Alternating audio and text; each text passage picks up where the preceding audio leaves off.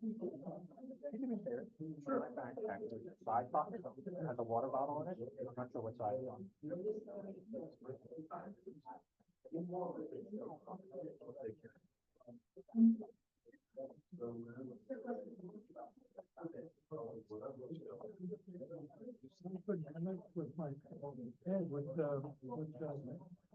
When I have a hot spot, I saw. Oh, okay. I I did yesterday. I got data warning. Oh, was there, a phone or? for the- Well, that's for my. Yeah, I mean, Yeah, streaming, so. yeah, sure. You know, I have to go by phone to the wine plant, but I'm not connected now.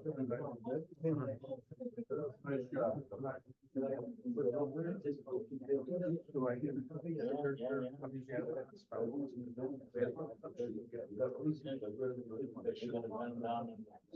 All right.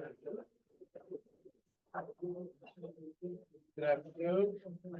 I'm glad the committee's had a chance to get together and address whatever areas they had. And next, we're gonna have the reports. First will be Roma McCool's resolutions.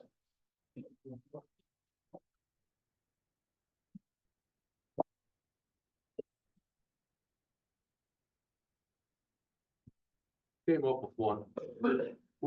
Whereas there have been many U.S. veterans and non-veterans that have volunteered to serve in the Ukrainian Armed Forces during the current armed conflict of the Russo-Ukrainian War, we, the members of the Ukrainian American Veterans, would like to give recognition to their efforts and sacrifices.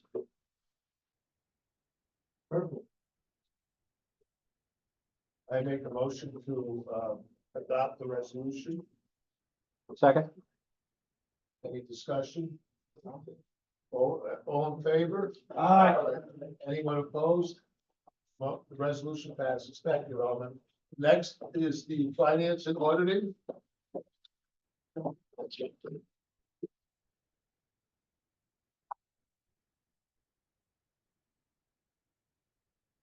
we reviewed 3 accounts: the finance account, the scholarship account, and the welfare fund. For the finance account, we found no discrepancies. We noted that Peter had excellent record keeping. We spot checked several transactions throughout the year.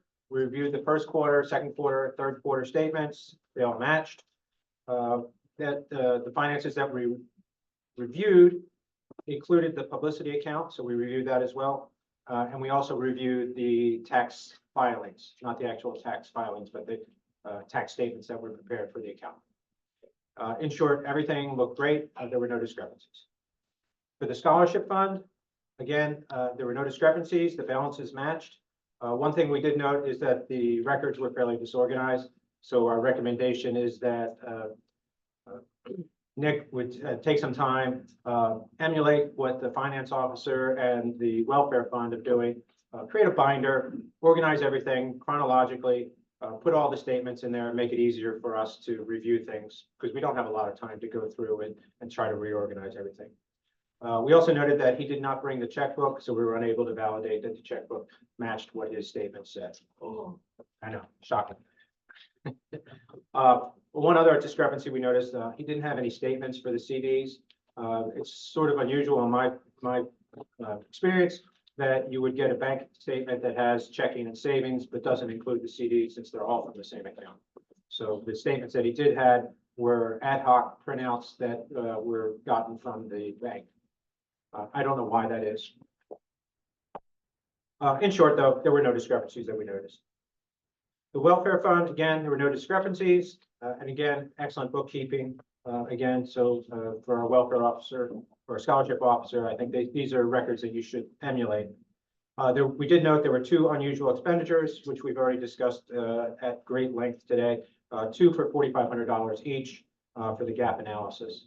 Other than that, everything was pretty much in line with what we expected. Any questions? Hold on, that's talking about the $4,500 per man. Roman Fontana and myself took our 3 welfare fund grants, and we're not taking them again. That's noted by Commander, Judge Advocate, and Mr. Stefanou. Thank you. No. Yeah, the discrepancy was that a typical grant is for a maximum of $1,250, and these were all granted 3 all at the same time, which is unusual. My report, sir? 3 times 1250 is 3750. Yeah. Well, did we see, now we want to talk about the 2022 990? And. Hold on, whoa, whoa, whoa. No, I didn't want to rehash everything. I'm sorry. Okay, you want to, We're just doing reports. okay, no problem. I make a motion to accept the report. Second. Any other discussion? All in favor? Anyone opposed? Anyone not voting? All right, guys, thank you.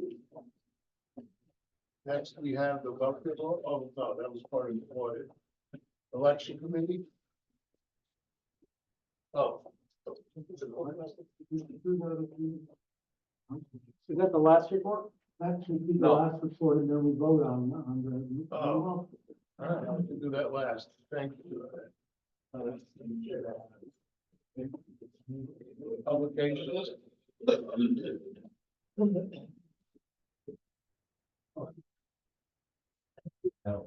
Okay.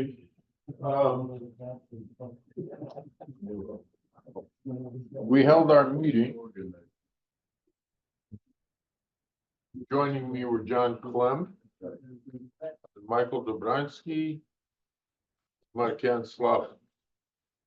Markian was the last minute entry, which he slid in there and fit right in with the rest of us. It was a long-winded discussion, mostly by me. And everybody was taking a lot of ferocious notes. Am I correct? Right. Okay. Basically, breaking it down to 5 points. Okay, without too much elaboration. Okay. Number 1 point, hammered at repeatedly, is never forget that what you're doing is local. It's okay to help another post or help the National Executive Board, who's old enough to help themselves. But in your case, you're a fledgling, you gotta work in making yourself and your reputation and your efforts recognized locally. Then you have to have a plan. That includes money raising through fundraising, it includes efforts, it includes your reputation, it includes your perception or the perception of the community about you as a UAV organization. And that's done through local action. And part of that is publicity. Now, I made this statement last year and nobody took me up on it. I said, we happen to be a little flush in the publicity fund. A little flush. And we're here to help you. If you're one of the smaller posts and you have an event and your bank account is slim and you can't promote it properly, if you only had $100 to put in a local paper to promote your event, I said, call me. I will send a payment for that publicity for $100 to help you promote whatever it is that you're trying to do to help your post. I didn't get anybody take me up on it last time, but I'm bringing that up again. Your promoted efforts, and this is again only helping you in small baby steps. You can't make a big splash and expect to get bigger results out of it. What happens is the most important thing is your reputation as a veteran organization to the community locally. If you have a good reputation, they're going to believe you. And if they believe you, they're going to believe in your efforts. And they'll believe in what the goals that you set, and they'll help support them. Does that make sense to everybody? Another thing is build bridges. Build bridges with your community churches. Orthodox, Catholic, synagogue, I don't care. Build bridges with them. Let them know who you are. In Chicago, we helped them when they were having festivals. We got orange vests and we helped them park with directing parking because they needed some help. they remembered us. Every time we did, we wore our garrison cap. And what did the people see when we were helping direct them where to put their cards? They remembered the garrison cap with UAV. And when it came time to give them poppies and say, oh yeah, veterans. Every church that we are affiliated with in Chicago, the people are known, we are known to those people as Nashi Veterani. They have ownership of us, Nashi Veterani. So and then you have to promote your efforts. Pass out flyers. When you work with American Legion, for example, say our event, whatever it happens to be, hosted or sponsored by the Ukrainian American Veterans in cooperation with the American Legion. Always try to tie in other organizations, but give yourself top billing. Because that's what you want people to remember. Ultimately, if you do this, and I said, I know it's very laudable. You go out there and you help Carl Harvey doing what he's doing, helping the Post 32 in Chicago and the veterans activities we're doing and so on. It's nice, helps us, it helps them, but it doesn't help you. You gotta be a little more selfish about your own community and your reputation in the community and your success in that community. And publication, promotion, with the help of our publicity, or whoever publicity department will be in the future, that will carry you a lot more than you think it will. It's like you say in the old days, how do you eat an elephant? One bite at a time. Barbecue. Little Worcestershire sauce on it. Yeah, I know. One bite at a time, and before you know it, you took care of the elephant. Any questions? We're good. Right? Okay, thank you. Motion to accept. Motion to accept. You're second. I make the motion to accept. I second. Any further discussion? All in favor? Anyone opposed? Thank you, Don. Sure. Next, do we have anything on website or? Nope. So bylaws. Give me about 2 seconds. Can somebody bump in ahead of me? All right, No, you're it. 79th convention, that part's good.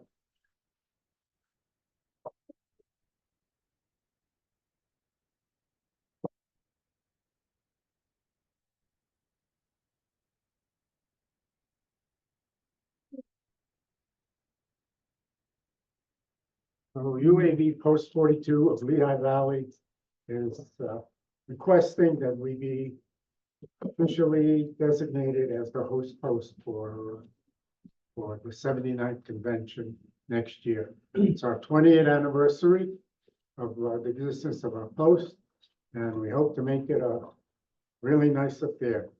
We've located a venue. It's called America's Hotel, which is downtown Allentown. It's a historic hotel. One of their own promotional literature says so. Been there, and it's really very nice. It's been renovated, and it happens to coincidentally be the hotel where me and Oksana got married 50 years ago. That's a different story. Convention? What? Honeymoon on the convention? I guess so. Okay, and that's it. If anybody wants to take a quick look at this. Any idea on dates? Well, around this time, we haven't decided because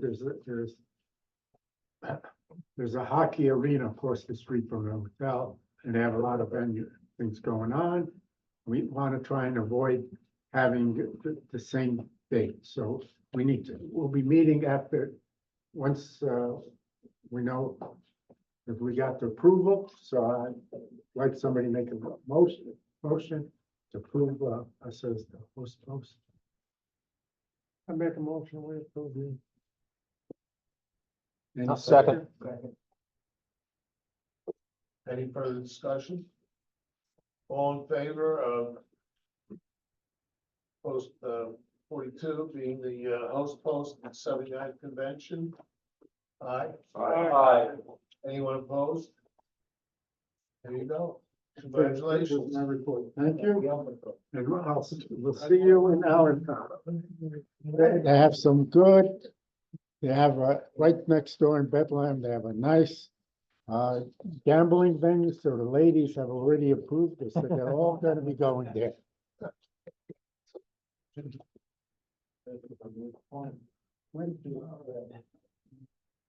We have enough here to hand off, but if I don't, you can share between your partners there.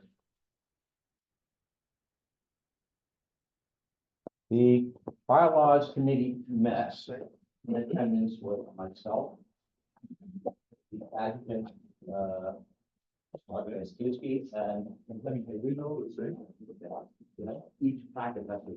Oh, you got three different ones, huh? Or there are four different ones in there, should be four. You should have a Article 6, an Article 8, an Article 9, and an Article 11. Okay? And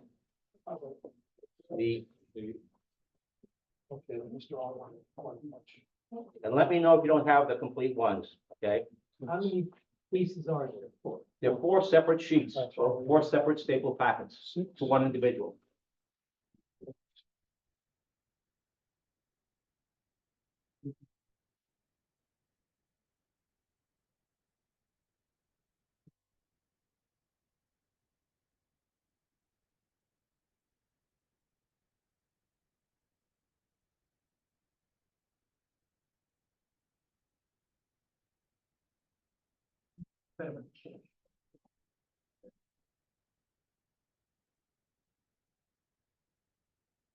Hopefully you have enough.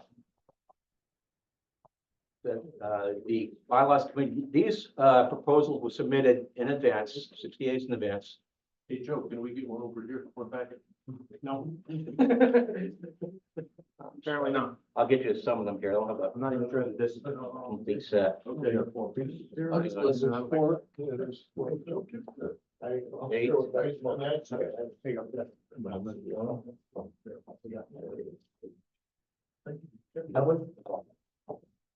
We're submitting in advance of 60 days prior to 60 days in advance of the deadline.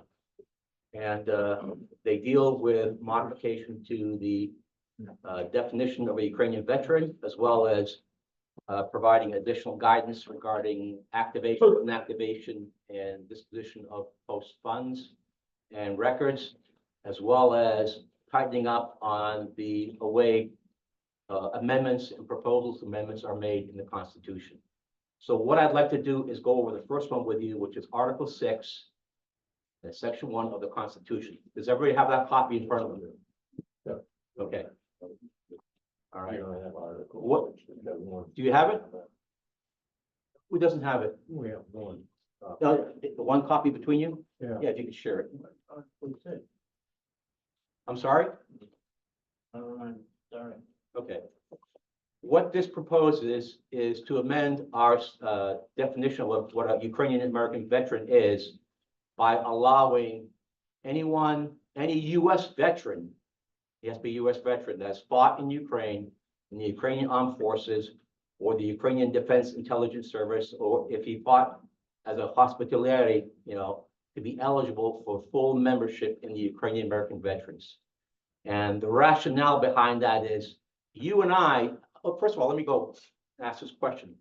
How many of you were actually born in Ukraine? Raise your hand.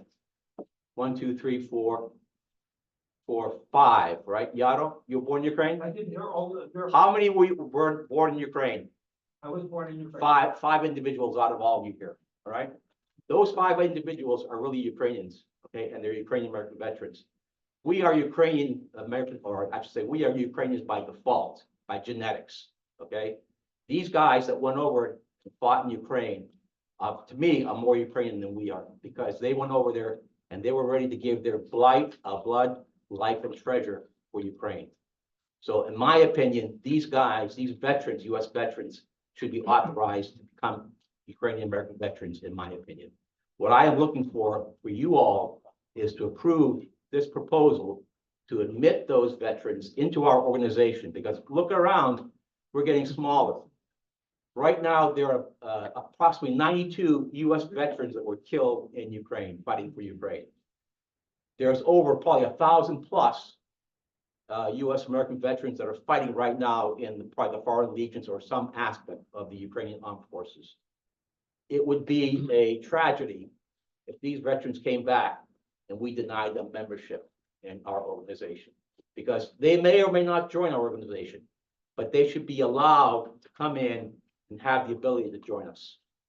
And what I'm looking for you all is to approve the verbiage in here that states that any person not of Ukrainian descent, but who meets other requirements of Section 1, in other words, he's a veteran of the armed forces of the United States, and has served in the Ukrainian armed forces, the Defense Intelligence Service or the Hospitalières, however you pronounce that, will be eligible for full membership in the Ukrainian American Veterans. I think that's only right we do that. Because I don't know about you, but I feel.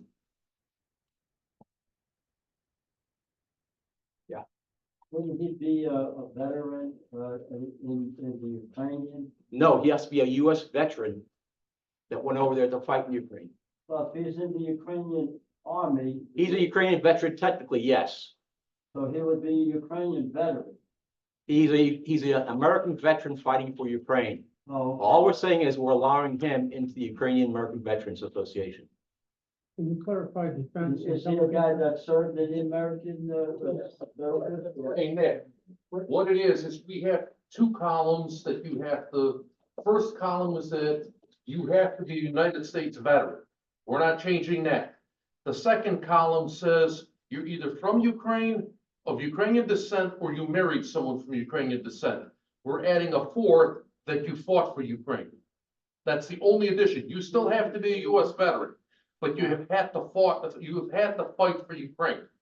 Whether you're in some, like the International Legion that's in Ukraine, or to answer your question, let's say you're with the Kraken. There's a lot of Americans fighting in the Kraken, which is under Hood. Or with the Hospitalières, which are the medics that are going in. People that volunteered to be medics there. We're saying because they put their life on the line for Ukraine, we're considering them of being of Ukrainian blood. And many of these people have come back injured, okay, in Maine. And they didn't fight for the United States over there, they're fighting for Ukraine. So, in my opinion, like I said, I believe these guys should be, and women, should be allowed to be members of the Ukrainian American Veterans Association. Yes. How does this affect us standing with the IRS? They are Ukrainian veterans, or they're American. They're American veterans. First. Yeah. They have to be US veterans. All this is, right now, you either have to be Ukrainian descent, from Ukraine, or marry someone. This just says we consider you Ukrainian if you defended Ukraine, but you still have to be a US veteran. That's not changed, yes. DD 14 as well? Yes. That's including, Defense Intelligence Service? They would have They have to to be be a a US US veteran.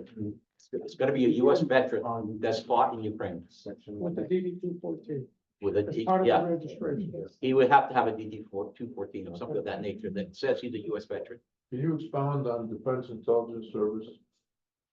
The defense, How well, did they, I'm sorry, how did they put their lives in jeopardy? they're in a combat zone. No. Okay, Kraken is one of the units within Hood. And these guys go behind Russian lines to do sabotage and other stuff. So, So field yeah, people, not office. no. Okay. These could be, ambulance drivers, medics, Right. things of that nature that are actually in combat areas. Yes, sir. How do we verify that they've actually served in Ukraine? We have ways of contacting, there's a Colonel Ordonovich over there that's willing to help us out verifying status over there. Yes, Call for a vote? I make Okay. a motion that we vote on this? second it, who seconds it? Me, I second. Any further discussion? All in favor? Anyone opposed? Okay,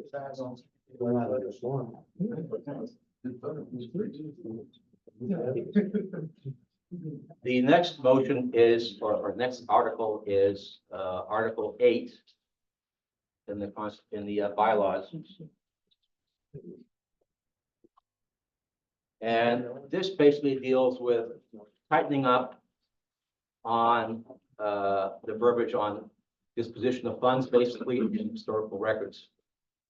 And, we've had in the past where a post gets inactivated and some of the funds don't know where they go to. They may have been given to a viable Ukrainian American charity or elsewhere, but this kind of gives guidance to give disposition on that money when the post inactivates, either to the state headquarters, where it gets transferred up there to the state, or it goes to the national level if there's no state headquarters involved. And also has the ability to give the option to that post if they want to donate it to a Ukrainian charity, Ukrainian American charity that is supporting something in Ukraine. So it gives them that 3 options of doing it. But it just kind of gives us visibility at the national level, at the state level, of what happened to those funds. And also it requires documentation to be provided to where those funds are going. So there's no question as to where those funds went to. But I understand in the past, there's also been some questions on that. So if you want to open up to Article 8, there's a red section in there. I think it's on the flip page. Yeah. And basically, I think paragraph 1, I didn't bring out, there's 2 sections in here. There's the back section that is the Article 8 as written, and you see the red additions to it that I've made in there. And basically, 1 paragraph has been changed where the title has been changed to from inactivation to inactive status. That pretty much has remained the same. There's been a additional paragraph added to section 2 that talks about upon declared inactivation of a post, the funds held in the post financial accounts will be transferred to the UAV state commander's account within 6 months of declared inactivation. If there is not a state command for the inactivating post, the funds will be transferred to the finance account at the UAV national level. At the discretion of the commander of the inactivating post, funds may be donated to a recognized Ukrainian American relief organization supporting efforts in Ukraine. All fund transfers will be accompanied by documentation, including to whom the funds were transferred, the amount transferred, and all bank statements for the 6 months preceding the post-declared inactivation. A copy of this documentation will be provided to the UAV National Commander and Finance Officer. And then it goes further. Upon declared inactivation of a post, this deals with records. All post historical documents and records, hard copy and digital, held in the post archives will be transferred to the UAV State Commander within 6 months of declared inactivation. And then if there's not a state commander involved there, if there's not a state command for the inactivating post, the records will be transferred to the UAV historian at the UAV national level. So this also helps us in not losing any valuable historical data for any post that was in existence. And that is the intent of that change to the bylaws. So if there's any heartburn on that, please let me know.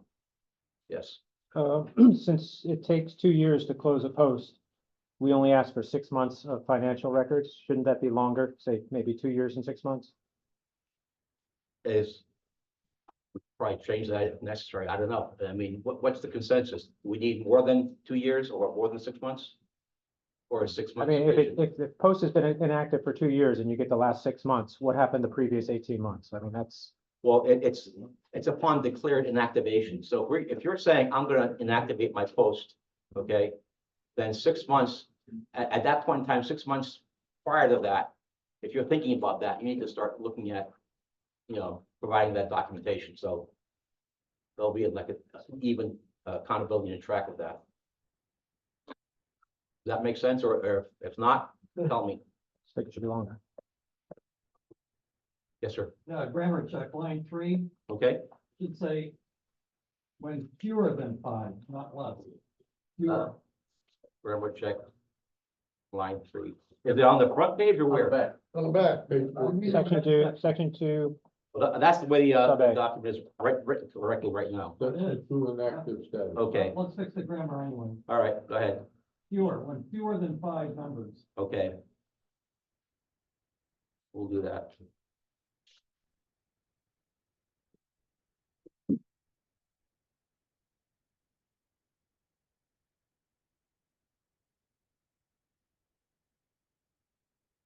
But the intent is just to have a tracking status of funds and documents. Yes, sir. What was the thinking about, having the, commander of the inactivated post, having making the decision about transferring funds to some other organization as opposed to just turning it over to UAV? It was Why should they discussed give that, up? it was discussed that some of these funds were donated internally by the members of the post. Other funds probably were raised either through fundraising efforts or whatever. It's gonna be difficult to, how can I put it? I didn't want the funds to go back to the individuals, because if you donate something to the group, it should stay within the group. So I thought that with donating to a relief committee, it's that option. It gives a post commander that ability to say, hey, I like supporting this charity. I want to give it to the charity. What's the point? They're gonna be inactive and there's no benefit for them donating it to anybody except returning it to the UAV. Yeah, but it's up until they're inactive, it's still their money that they can do more Yeah, or less what they want. Fine, but at the point of inactivation, Yeah, he still has the option to give money to some other organization. That makes no sense to me. I agree. It should be going right to UAV, yes? Shouldn't I understand what both now saying, because if it goes to another organization, isn't that against the 501c19? Is it supposed to be for Ukrainian American veterans? You would still be. You would still be. Yeah, you bring up a good point, which you mentioned before, yeah. You know, the other thing is that kind of a hollow statement there, because if I was the commander and I knew I was gonna deactivate, I'd transfer the monies before deactivation. Well, Yeah, the intent, well, by the time you're officially deactivated, that money should have been transferred. So why do we even have that? It should, there's no arbitrary, whatever's left should go to the UAV. But this just provides a guidance to tell them what it needs to do. That's the I intent. just did that. Transfer it to the UAV, national, that's it. That was guided. Why national, why not state? Well, you got the state part here, but Okay. in absence of a state, the information will go to the. Okay. the- So what you're saying is delete the last, I would say delete the part about going to. from at the discretion, Okay. all the way to the rest Got of it. that paragraph, don't it? got it? Yeah, for me, it makes no sense. Because as long as they're still operating, they can have a party with hookers, There you go. but afterwards. Well, come on, nobody does that. No, you need the shot. Well, that's. Well, that's, yeah, but that party is for Ukrainian American veterans. Of course. Yeah, but once they shut down, then it's like what's there. That's- Okay, I will delete out that sentence. Okay. But let's hold the party first. What are we doing now? The sentence that says at the discretion of the commander of the inactivating post, What section? Yeah. that's Article 8, Section B. And it's about the 1, 2, 3, 4, 5, 6, 7th line down. Everything from that point to the end of that paragraph. Correct. Yeah, Deleting all of that? yeah, take everything. Oh, well, at the end. No, are you saying delete the documentation? Yeah, because they're not transferring the money anywhere except to us. Yeah, but Because see, otherwise that documentation comes in under, where's that 6 month one? there's no other place that Okay. states that. That's why I kept it in there.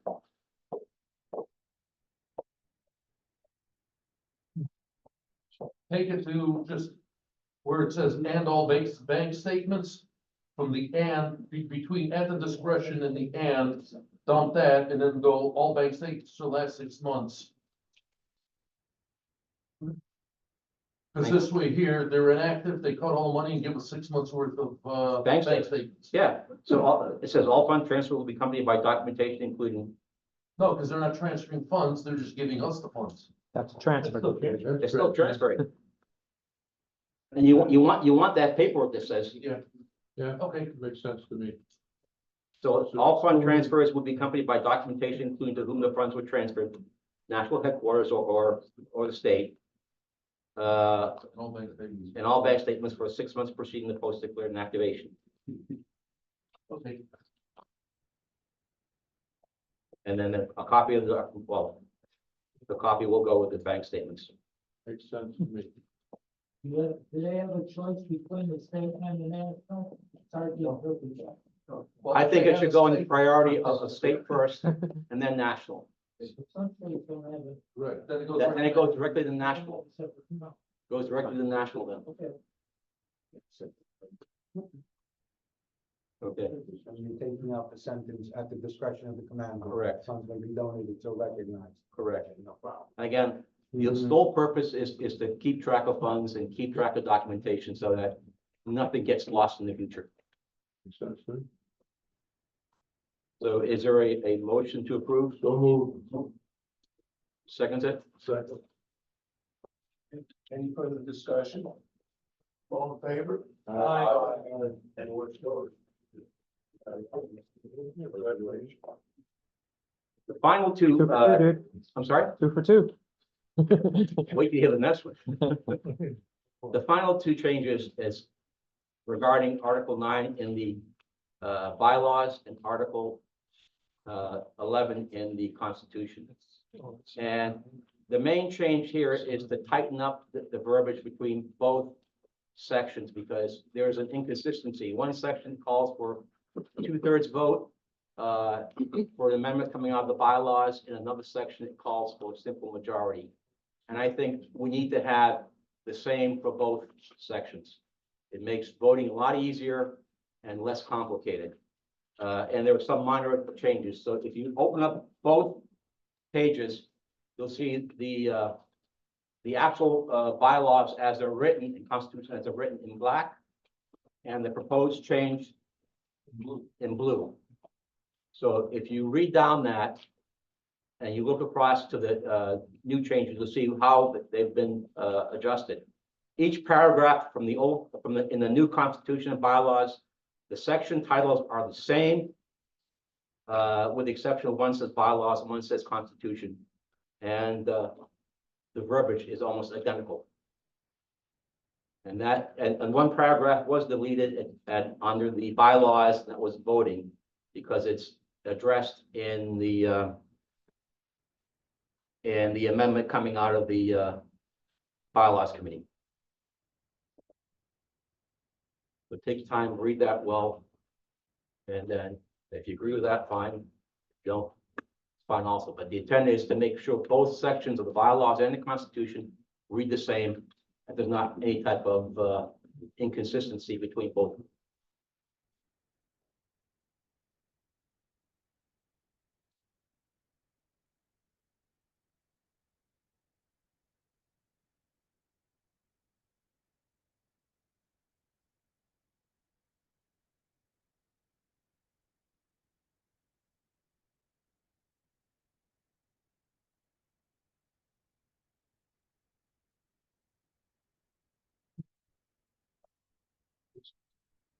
The inserts are the same.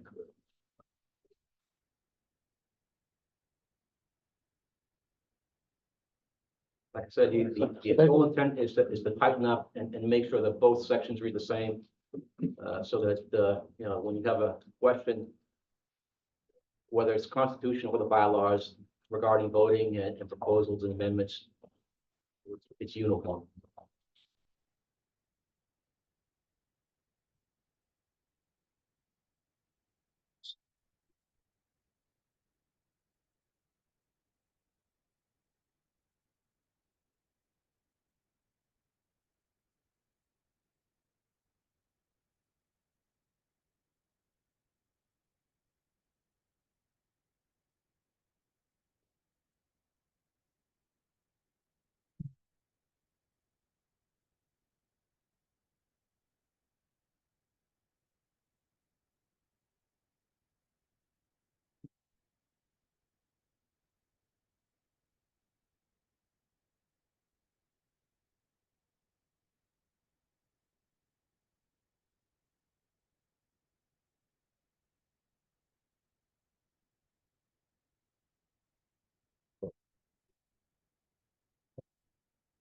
The reason the bylaws and constitution, were, the requirements were different is, I think, significant. And it's significant because bylaws should be easier to change, whereas our constitution could not be easier. And the two-thirds requirement was put in there for a reason. And the reason being that to make constitutional changes more difficult, right? I don't think they need to be consistent in Constitution and Bible. I don't think people want to change the Constitution that much. I mean, Well, the problem is, if you make it a majority, then you can run into difference where, a bunch of people get together and start changing the Constitution. We can't. well, isn't that the intent sometimes? And when you get people together to vote and change things? Yeah, but not that a majority change our Constitution. I mean, that's why the U.S. Constitution is so difficult to But change. we're not the US Constitution, we're a Well, veterans this is organization. important document for our organization as the U.S. Constitution is for America. The reason this was put in, again, and I've been around for a while, is to make it more difficult to change. Otherwise, who knows? In the future, somebody can decide, well, we want to just do whatever, and, you know, all we need is a majority vote. And it's, majority of people that this, Constitution is. I would disagree with you because it is so difficult sometimes to get something passed in here. And I'm floored right now that, That's intentional. yeah, I know, I'm floored right now that I just got two of them that have agreed to. So, you know, it's, I don't think if something came up where people said this is wrong, then they're not going to pass it.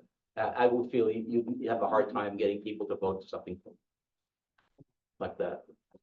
Again, it's up to you all. You're the convention, and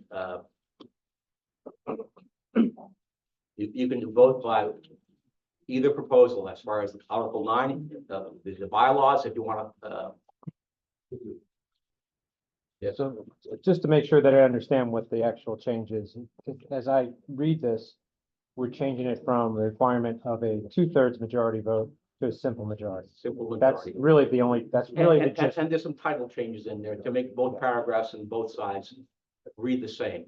Okay, all right, thank you. And That's that it. with prior notice, off the floor, it still has to be Right. unanimous. Correct, correct. Remember that. Right.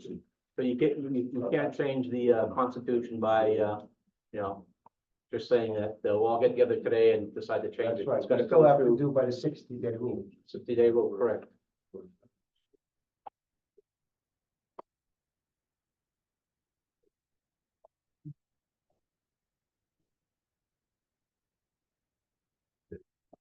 So let me put it forward to everyone here. As these changes are written, the bylaws and the Constitution, because one is affected by the other. Because we're trying to make them uniform. Is there a motion to accept them or is there, you know, motion to defeat them?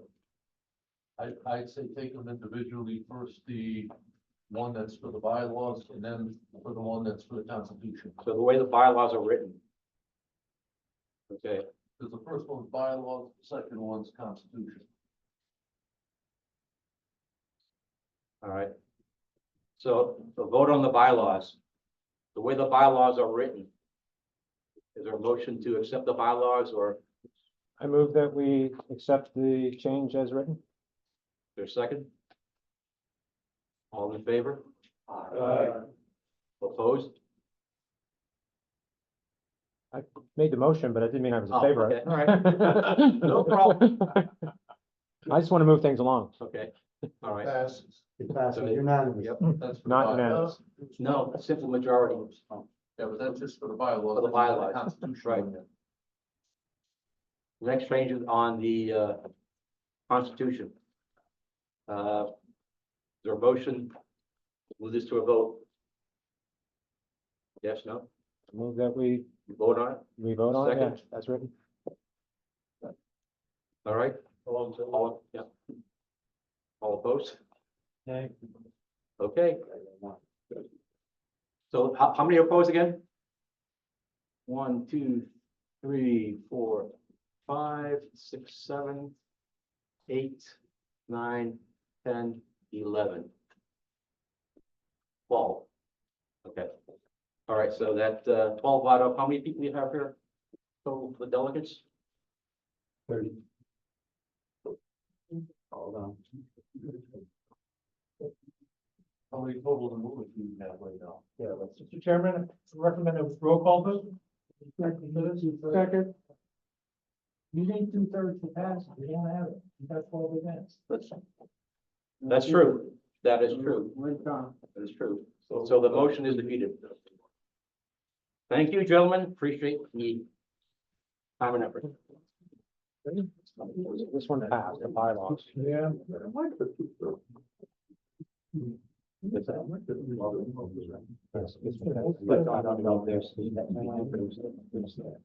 This one passed. Most of them are asking for a simple majority.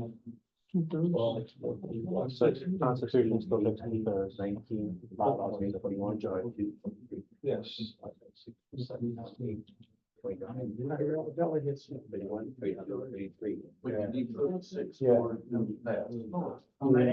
Two-thirds. Yeah. Two-thirds. It's 24. We should be, 24. you need 24 ayes, but you don't have it. Yeah. No. Yeah. Okay. All right, thank you, gentlemen.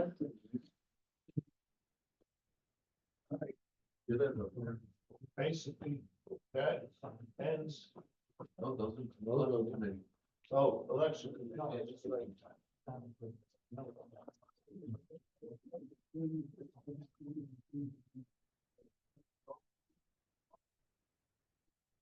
Pretty good. All right, thank you for your attention.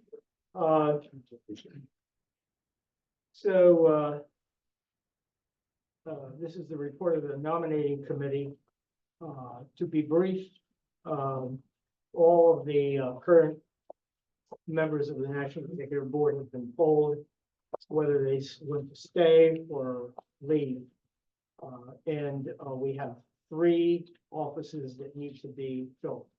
Namely, number 1, Stephen Kostecki, quartermaster, he retired. Roman Stefanuk, welfare officer, also retired. And Bogdan Dulish, publications officer, likewise retired. Much too early.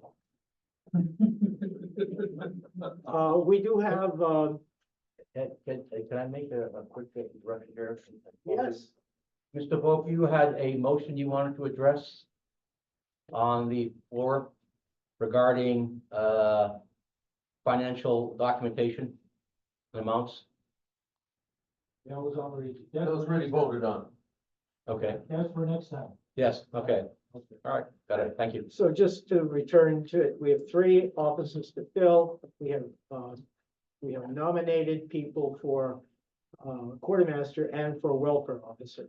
And it will go in order. Ihor Draganchuk of post 32 was nominated by our committee to become the quartermaster. Are there any nominations from the floor? Going twice. Any nominations from the floor? Any nominations from the floor for the office of quartermaster? Not hearing any. Well, guess I cast one vote. I'll let Mr. Ihor Draganchuk. The man is raising his hand back there. Roman also, Stefanuk retired, as I said, and a nomination that we have is James Fedorko, post 17. Is he here? I presume you will accept this nomination as well? Should have asked you, but I talked to you previously. All right, anybody else from the floor interested in this position?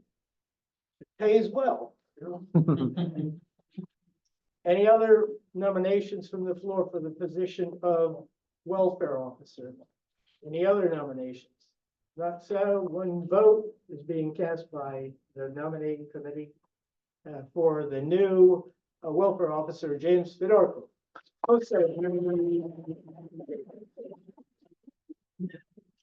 And now almost an irreplaceable office here to fulfill. The very humble Bogdan Dudish Publications Officer is retired. And unfortunately, we have no nomination because none has been submitted to us. Are there any people here that would like to undertake this task of becoming the publications officer? It too pays very well. Double the pay. Double the pay, he says. That's right. Anyone else from the floor? Anyone else from the floor? So, I don't know, suggestion is this has to be filled on some basis, even if temporary, by the National Executive Board in session. Anybody else have an idea how we do this? I think he should stay until you find somebody. Well, in a way he is, because he's gonna produce the Tribune yet. Yeah. This year. Yeah. And for your information, not to make it easy or harder, I guess, the convention in Allentown, we are informed that they will publish their journal themselves.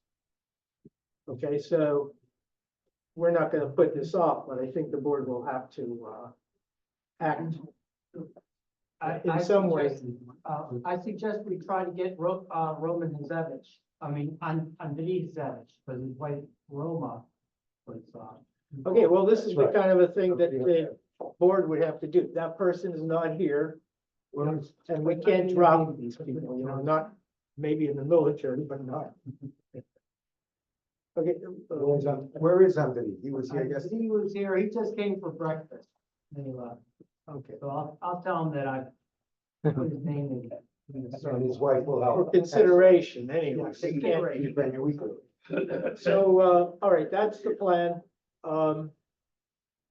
So we express our thanks, behalf of delegates and friends and other veterans to the people who are retiring. You guys did a great job. And the committee here consisted of, what was it? National Commander, Ritzak, PNC Koziak, PNC Rudko, past National Commander, I said Ritzak, and myself, Edward Zedek. So, that's all. Thank you.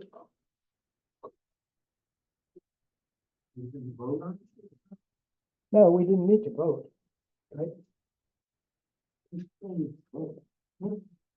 I would say we have to have a motion to accept. Yeah, I make a motion to accept the Nomination. nominees as stated. Any further discussion? All in favor? Aye. Is there anyone opposed? Okay, congratulations to everybody that's staying and all our new officers.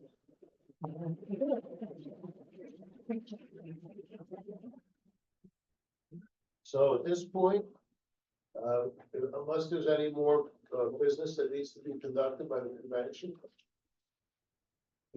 This would fall under new business or for the organization itself. so at this point, anything that's left that shouldn't go before the convention. It's something, well, I'd like to share something.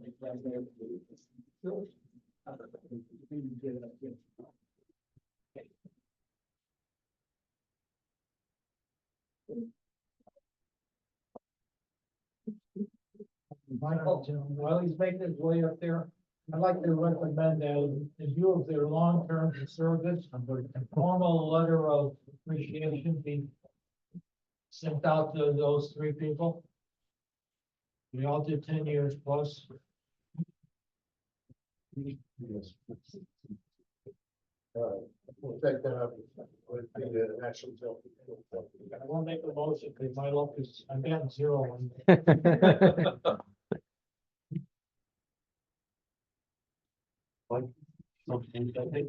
And the second time you come around.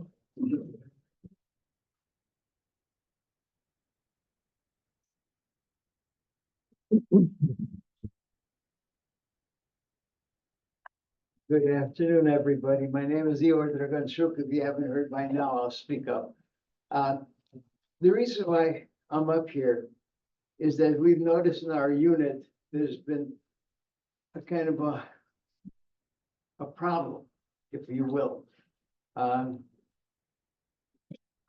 Person signing up with the reserves of the 6-year term. I don't know, it's changing all that.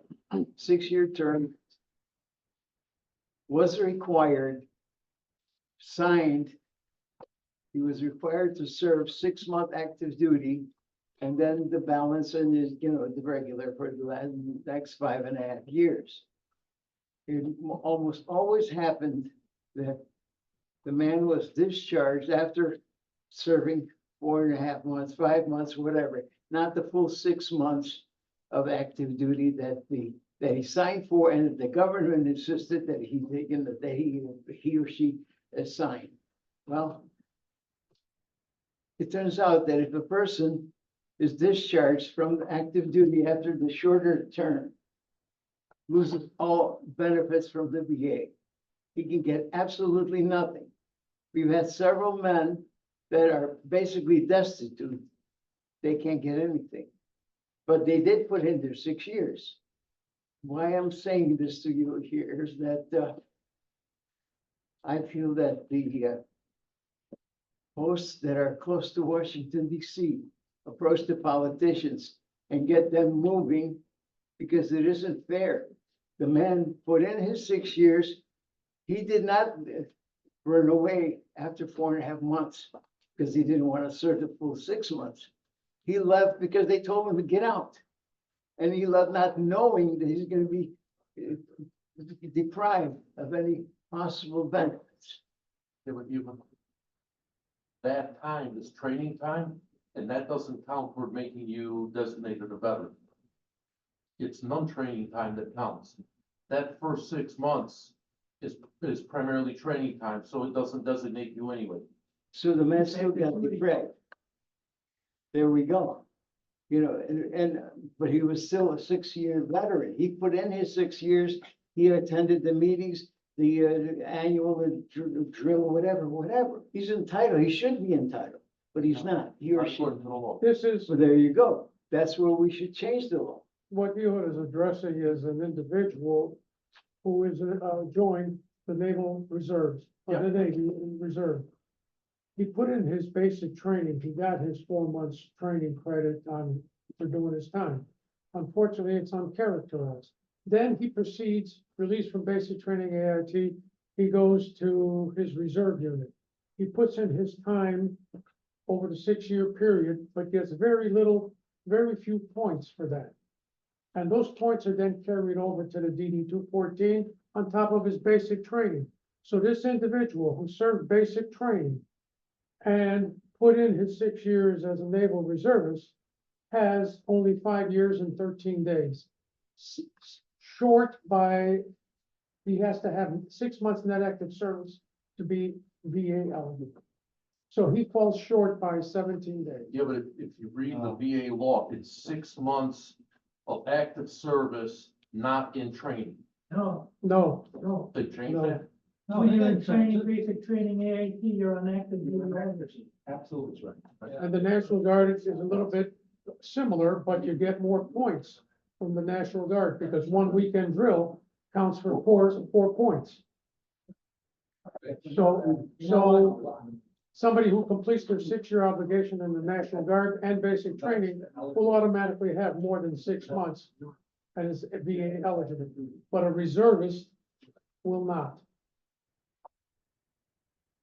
The That's the request is, My request is for the posts that are in the Washington area. You guys have contact with all these politicians all around, running around. Maybe somebody should stoke somebody, say, hey, maybe Tammy Duckworth, she's a veteran. Have her bring up something, to Congress.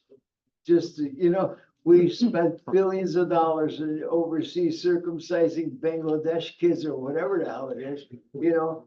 But that's okay because it's billions of dollars, you know, and for some other stuff for the, you know, whatever, you know? And here we, you know, we have a man, and he's not the only one, he wasn't the first one. No. That, you know, has been deprived of benefits that he should be entitled to, should be, and he's, obviously he's not. And he has an honorable discharge. Can I ask a And question? hasn't, absolutely. Well, I might be in the same category. Why hasn't the American Legion stepped forward this? Because this sounds like an American Legion issue. I think it's a No, it's not. UAV Well, issue. it's a American UAV Legion issue also. Yeah. It's not American Legion issue because they're not qualified to join the American Legion. There you go.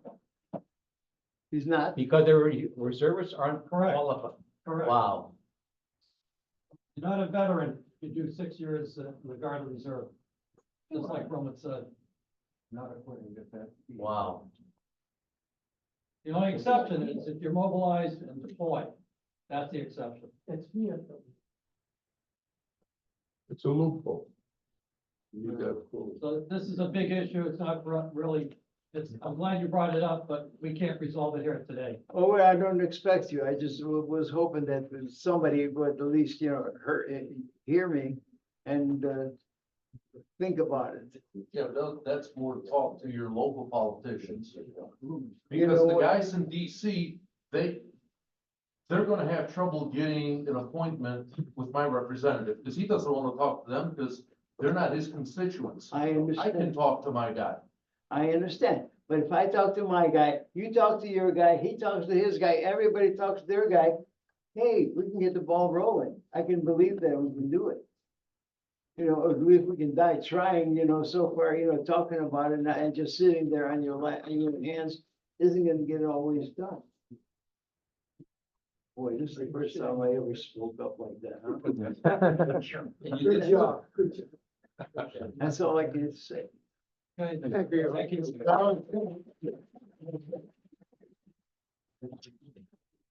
Oops. No, I'm good. All right, at this point, do we have any other business before the convention? If not, want to thank everybody for your participation. I want to thank you for your attention. Also- Is there anybody else that wanted to address? Because our next activity is at 1500 hours at the National Monument. And there will be a service by Metropolitan and Archbishop Daniel. And we should be in full attendance because it's been commemorating the 10-year anniversary since that monument was erected. Yeah. Dedicated. Since it was dedicated. I like that, there's no rain out here like it was. Yeah, I remember that. That's right. Don't. Are we doing the vote? Where they at? Bishop Gujak will be there as well. Good. Metropolitan Gujak will be there at 3:00. That's excellent. That's right. All right. And also Ambassador Melnick texted me, he's coming, Right. 10:03. And the UN ambassador is gonna be there as well, at 3:00.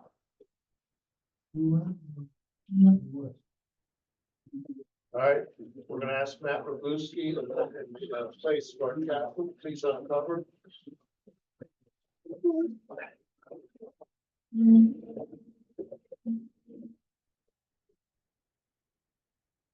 Almighty God, the hour has come when we must make us worthy of your grace so that we may accomplish the deeds set before us.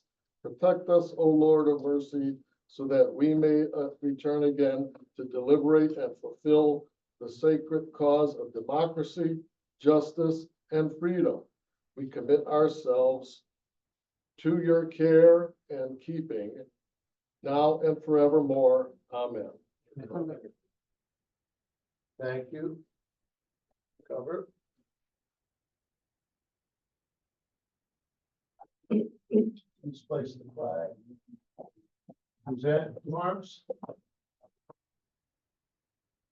Order, arms. Thank you for your participation. Again, we have 1,500 at the monument. And 1,700 is cocktail hour for the banquet. See you there. Thank you. Take everything out, right? Yeah. I'm coming back.